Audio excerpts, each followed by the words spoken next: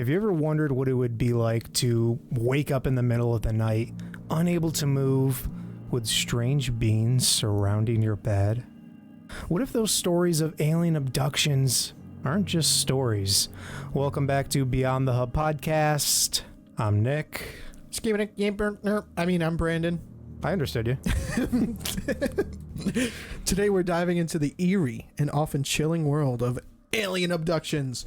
Get ready to hear some of the most famous abduction stories and explore the psychological perspectives behind these experiences. We've got a lot of probe into, from detailed personal accounts to the science behind what really might be happening. So let's dive on in. Dive on in.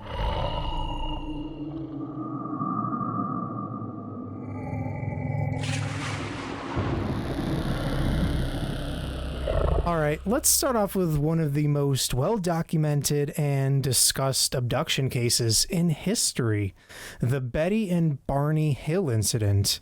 It was in 1961 when the Hills claimed to have been taken aboard a UFO and subjected to medical examinations by extraterrestrial beings. Their story was detailed, consistent, and included a star map shown to Betty by one of the aliens. Brennan, what's your take on this? The Hill case is fascinating. It was one of the first to gain widespread attention. I find it interesting that they recalled the star map. Mm-hmm. And their account was not only detailed, but also included physical evidence like Betty's torn dress and strange marks on their car. It set the template for many abduction stories that followed. Yeah, I mean, and then there's the Travis Walton case in 1975. Walton and his co-workers claimed he was taken aboard a spacecraft after a UFO sighting in Arizona. Here we go again with Arizona. Of course. He was missing for 5 days before reappearing. Well, this story of his time with extraterrestrial beings, how does this case stand out to you? Pretty significantly, honestly. His case is particularly interesting because it involves multiple witnesses who saw the UFO and his disappearance.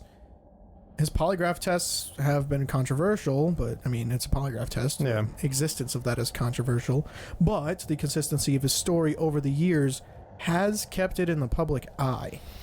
And what do you think about these cases in general? Are they proof of alien encounters, or is there another explanation? Let's hear your theories in the comments. I think that it's proof of interaction with these entities. I really think it is. I don't think that it's just people randomly snapping and going crazy. Because how else would you explain it? People just, they could be making up a story just to try to get, a minute in the spotlight, sure. But with the frequency of them, and even now today, there's whole communities of people discussing their UFO abduction stories. I'm pretty sure there's even an anonymous group where it's like, Alcoholics Anonymous, but they're Abductees Anonymous, where they discuss the trauma that is related to their abductions. And some of them are repeat abductees, like where they were abducted as a child and then a couple years later again. Some of them were like consistently through their whole life, not just twice, maybe like every year around the same month they're abducted. Some of them are a couple times here, long gap, couple times there, and they're like night after night. Like the stories vary, and I think the goal of these entities is different for each individual person.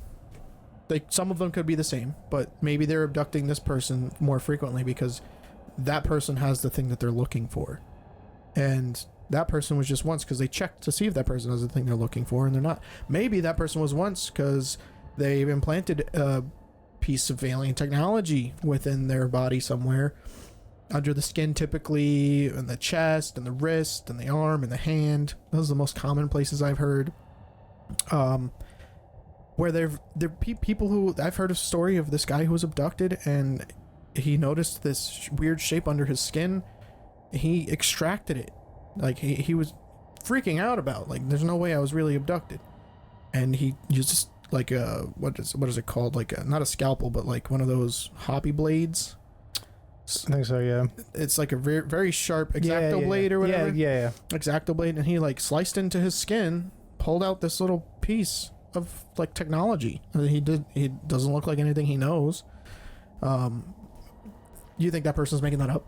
I don't think so. And I don't know about where that technology is. Like if you were to ask that person, oh, can I see it? Like, that's crazy. Where'd that come from? Oh, I don't know if he's going to say, oh yeah, I have it. Or if he's like, oh, I turned it over to, a lab to do investigation. Or never saw it again. I turned it over to the government because I was scared. Like, some people are a little too trusting of the government, in my opinion. But you don't know. I just think that they're not going crazy, personally. What about you? And there's other places you can tell your stories too. I think like the main one is MUFON. And they have MUFON or MUFON Global, where you can anonymously report. You could also anonymously report in our group and tell your stories. Mm-hmm. Also join us for our live sessions on Mondays. But no, I think that it's definitely possible that these are alien encounters, because these people are seeing something. Mm-hmm. They're all just not, it's not just all collective. Or you could say that in the case after the Roswell incident, that the only reason people are seeing these is because of, oh, this guy saw it too. Like, oh, but sure, in that case, but I'm talking about in the grand span of time. But I think it's just these things have always been here too. Like, yeah, like if you just say let's just say, for argument's sake, from Roswell to today, mm-hmm. people who are sharing their experiences today aren't talking about what they saw in Roswell. Yeah. Unless they're, that old and they were there and they're still experiencing stuff, sure. But I really don't think this is just some sort of psychological phenomenon where people are jumping on a bandwagon to feel special. Like, I really don't think that's the case. So everything happens for a reason too. Yeah. So I think that Roswell itself was supposed to happen. I think so too. Let's dive into more of the psychological explanations of things behind these abduction experiences. And one theory is sleep paralysis. It's defined as a state where a person is awake but unable to move, accompanied by vivid hallucinations. Now, I personally don't believe that these are just hallucinations, but that's just me. But you could possibly, it could possibly explain why, or some of the terrifying aspects of these abduction stories. Brandon, have you ever experienced sleep paralysis at all? Oh boy, have I! And let me tell you guys something. Nick has heard this before. It's freaking terrifying. There's nothing like it. Like, I've never been as scared in my entire life as I was during some of my sleep paralysis experiences. And we're saving the juicy stuff for a different episode. Absolutely, full context experiences are for a later episode on dreaming / lucid dreams, and maybe astral projection. I will tell a little bit of this now, just because it pertains to the alien bit. There was this one, I can't tell if it's a dream, and I can't tell if it really happened. I really don't know. But I have heard let me just say, to preface this, I have heard in other people's abduction stories and their experiences that they're sharing with people, that they can have replacement memories, that the entities, the aliens, whatever they are, will implant fake memories of what happened so that they won't be able to recall what really happened. And it's like they're removing that true memory and replacing it with something not true. And so my experience is, I think I was dreaming, don't know. That's why this is going to be, I've battled myself on whether I'm going to disclose this on this episode or the lucid dreaming episode, but I'm going to disclose a little bit right now. I think I was dreaming, and I saw this glowing light in a window. This is just going to be a short version of it. And then I looked at the bottom of the door, where there's a crack on the bottom of a door, the slit between the bottom of a door and the floor. And there's that same green light coming in under the door, and like the smoky, foggy, weird fog stuff. It started rising out from under the door. And I see two entities I can't really make it. They stereotypical grays, but like they were wearing, I would say like a silver spacesuit or something. They were wearing weird clothes, like cloaks, kind of. They did not look human. They stereotypical like long, maybe a long elongated gray head. They weren't gray though. I couldn't really tell the color of their skin. Maybe it was like a pale fleshy color. But the room was dark, and they phased through the door and came up to me where I was sleeping, and I refused to be taken, so I chopped my head off with a machete underneath the bed. That was from underneath the bed. So I said, no, you're not taking me. Machete under the bed. Boom. And until I went to grab the machete, I was paralyzed. I was like frozen. Like I couldn't move. And I don't think that was like a typical sleep paralysis. I can't figure out if that was a dream or not. I'm not going to come out here and say I've had an abduction experience when I can't confirm that I have. And I really can't figure out if this was a dream or not, because other people might have described their abduction experiences as feeling like they were in a dream state, but then they have a physical marker on their body, like 3 tiny dots making a triangle somewhere, that is what they remember seeing in their dream, but it's in real life, and they see it on themselves in their waking day after this dream. So was that dream a dream, or was it an implanted memory? So I'll go into further detail about this dream that I had, because that's, as far as I know, that's what I'm going to call it right now, as a dream. On the lucid dreaming episode, but that's my only experience with anything relating to abduction. What about you? I've had a few. I'll partially tell this story. I was debating on whether or not I was going to ever bring this up ever publicly, but I'll partially tell this right now. It was when I was a kid, I saw something in my backyard when I was playing out with my friend, and in the jungle gym. My family was there, and I saw something up in the sky, and I'll leave the rest of it until next time, but the outcome of it, I was physically affected. Physically affected at the end of this story. I'll bring that story back up. I don't know if it was real. What did you see? Can you describe that? It was like a stereotypical like flying saucer you would see. Okay. And then afterwards... was it big? Like that other thing you described? It wasn't big. It wasn't that big? Okay. Looked like it could have been manned by 1 or 2 entities. Yeah. Big. Okay. But then, yeah. But this is something you can't confirm if it was a dream or not, right? No, but when I woke up from whatever this was, and I was physically affected by it. Yeah. To this day, too. So... I'll probably bring that up on that episode too when we talk about that. But as you were saying before about the memory thing, there's another thing where like another explanation could be false memory syndrome, where people themselves recall memories that didn't actually happen. Maybe that has something to do with it. It could. If that is what happened, maybe that it could be influenced by other terms there, we could be influenced by suggestions from therapists or the media. And some believe that this could explain the detailed abduction stories. What do you think about that? False memories can be incredibly convincing, especially with what I just said a couple minutes ago about these entities implanting false memories. Mm-hmm. But also, especially if they're reinforced over time. Like, the more you tell your story, even if it's not transforming over time, if it's consistent the entire time, every time you tell it, it is becoming cemented as what really happened. And the mind is absolutely so powerful. It's more powerful than I think we give it credit to. Yeah, that's what I'm trying to say. The mind is extremely powerful, and if someone truly believes that they've been abducted, their memories can make it feel very real, even if it wasn't. But that's not to say that this doesn't happen. Yeah. So I think that these people, I'm leaning more towards they really are experiencing something. And now I know we started out with the sleep paralysis in this segment here. Have you ever experienced sleep paralysis or had a memory that you later found out wasn't real? What about all you guys watching? Share your stories with us in the comments. We would absolutely love to hear about your experiences. I've definitely had sleep paralysis before too. I'll explain. We'll talk about that in more detail on another one. But I definitely saw stuff in there. But I know for a fact I was awake in that moment. Right. Like, Same. I've had some. it wasn't these vivid hallucinations as they suggest. Like these, like I could see everything that was happening. Right.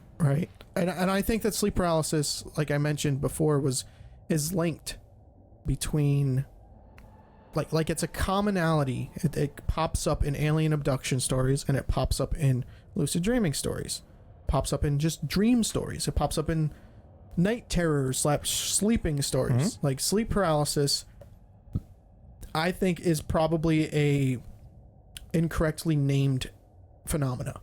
I don't think it is. Science says, oh, your body paralyzes itself so that you don't act out your dreams in your sleep. I just doubt that from the experiences I've had. I don't think that's the case. I think that it is not something that is happening to you without an outside acting entity or force. I think that is what's creating the paralyzation phenomena.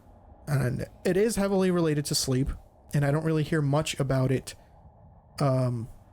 in abductions, rather than people who have had waking abductions where they're awake. They have expressed in many stories I've heard where they're paralyzed. It's not sleep paralysis. They're awake and paralyzed. And it's not like they woke up into sleep paralysis where they're still paralyzed. No, they were awake, they were moving, and then all of a sudden they can't move, they're paralyzed. Stuff like that. I've heard like 2 or 3 of those stories.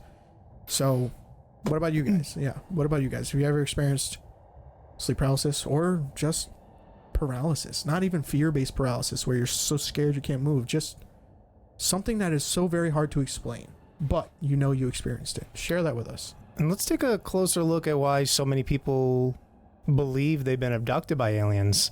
One compelling argument comes from the psychological community. Many psychologists suggest that cultural influences play a significant role. Movies, books, and media are often depict alien abductions in vivid detail, potentially influencing people's memories and experiences. That's true. I think that plays a part in it, and it's not every time. But when someone is exposed to these stories, and then they have an unexplained experience like sleep paralysis, their mind might fill in the gaps with those familiar narratives. These are just the arguments about absolutely a case. It could be a case. This absolutely could. It makes sense. It absolutely could be the case for some of these. I don't think that this completely negates or dismisses the potentiality of abductions. I think that both could be true. They could, like, a person could create a vivid but false memory of an abduction just from their mind filling in the gaps, especially with exposure to whatever's in culture and media at the time. And then there's also the element of shared human experiences. Many abduction stories have similar elements, such as being taken during the night, medical examinations, and strange lights. These commonalities might point to a collective subconsciousness influenced by societal stories. And let's not forget about the power of suggestion. Everyone, okay, so like hypnosis. It can often be used to recover lost memories of abduction, but it can sometimes lead to the creation of detailed but inaccurate memories. Hypnotherapy. We've talked about this early on in the formation of our show, you know, if we would ever do that or not. And I'm interested in the process of it. Nick is interested in the process, but we're both kind of scared about what we might find out. Maybe we're better off not knowing these things. What if it leads us to create a detailed but inaccurate memory that we tend to believe, and it's not really true? The suggestive nature of hypnosis can make people recall events that just never happened. So where do we go from there? But while these psychological theories are interesting, we can't ignore the numerous detailed and consistent abduction reports from around the world. Could there be more to these experiences than just psychological explanations? I mean, maybe there's something we're not fully understanding yet. I lean more towards that. I absolutely think that there's just something we're not fully understanding yet. The idea that these experiences might have an extraterrestrial origin is absolutely compelling, and I think whether it's extraterrestrial or extra-dimensional, that's more likely the case. After all, many abduction stories contain elements that are hard to explain away purely through psychology. The sheer number of reports suggests there might be something more to this phenomenon, and I do believe so. And what do you think drives these abduction stories? I mean, are they purely psychological, or is there an element of truth to them? Share your thoughts in the comments. Like I said, I think both are possible, but I'm leaning more towards people actually being abducted. Yeah, there's too many. There's too many for people to experience this shared psychological phenomena, if that's all it was. Too many coincidences And equal. things line up. And some people experiencing these abductions have never heard of an abduction, or like think about the child one, right? Like if a young kid who's never seen any media, movie, or heard a song about it, or read a book, they've never heard of the existence of aliens, and they've never heard of what aliens could do or abduct people, anything like that, and they experience this and then they share it. Would you dismiss that? I don't think so. There's nothing that could poison the well there. There's nothing that would make it unbelievable, other than the fact that you just can't understand how this happened to a kid. But I don't think they're just making it up. Where are they getting this information from? They never experienced it. Like, same with ghost stories too. yeah. It's the same with a lot of this supernatural and paranormal phenomena. Like, these people are experiencing things without being exposed to the idea of them first. And I think that leads more to the credence of their experiences. Everything is connected. Absolutely. Like a tangled ball of yarn with the central point with everything connects, but that tangled ball of yarn is a big mess. You pull on one of those strings, maybe another one starts coming out, and you start pulling on that. And let's say you unravel the whole thing. You got millions of strings everywhere, all tied in a knot in the middle. You just described my fishing line. I'm excited to go fishing this year. Can't wait to take my son fishing. Oh yeah. Anyway, that's going to wrap up today's deep dive into alien abductions. We've explored some famous cases and dove into psychological theories on both sides of the debate. Is it happening? Is it not? And next time, we're going to wrap up our series on alien encounters with a look at extraterrestrial phenomena in general. We'll investigate crop circles, cattle mutilations, and other mysterious occurrences linked to extraterrestrial activity. We'll also dive into scientific theories and research into the possibility of extraterrestrial life, including the search for exoplanets and SETI's efforts. Plus, we'll explore the cultural impact of extraterrestrial phenomena in media and entertainment. This is going to be a wild ride, so make sure you join us, because your theories and comments fuel our discussions. Hit that like button, subscribe if you haven't, click that little bell, and share your thoughts below. And of course, as always, the exploration continues, and we cannot wait to have you back for even more revelations. And make sure you don't miss out episode 3, which airs tomorrow at 5 p.m. Eastern Standard Time, and it's going to be another epic one. If you're new here, check out our previous series where we attempt to unravel other mysteries. Shout out to last week's time slips, time travel topics. Link will be in the description. Stay curious and keep seeking the truth. Until next time, this is Beyond the Hub podcast, where the realms of the paranormal and conspiracies collide, and the truth is waiting to be unveiled. We'll see you soon. Take care, everybody.